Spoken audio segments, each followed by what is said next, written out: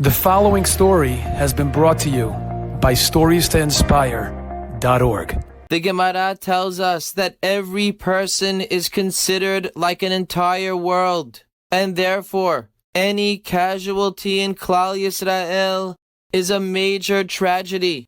We hope and pray that not one more person will die. At the same time, although there has been so much tragedy on October 7th and beyond, we must also appreciate the Chesed Hashem protecting thousands of lives that in the normal way of things should have also been a part of that massacre. There were 3,000 terrorists, all armed with weapons, that could have killed dozens of people each. Even if each one of those terrorists killed one person, that would have made the numbers almost triple to what they actually were.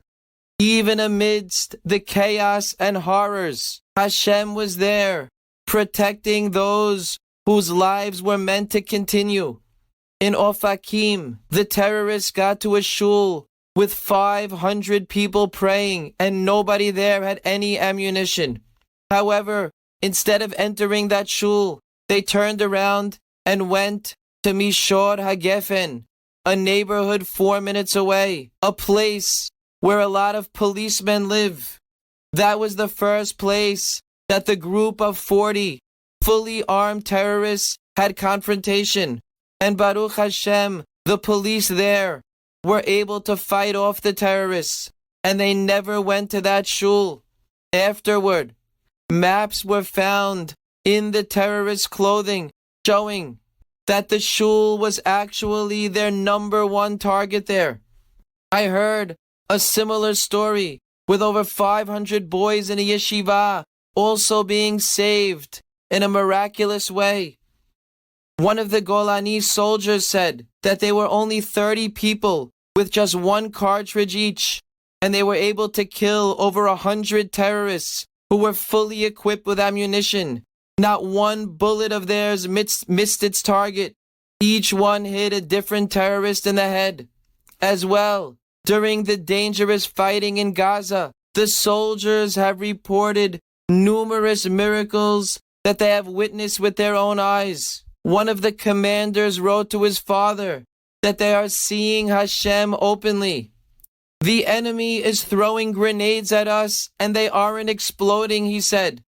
A group of 50 soldiers sat to eat in Gaza. One of the soldiers was playing with his gun and mistakenly shot a few bullets. The soldiers got afraid and all jumped to protect themselves.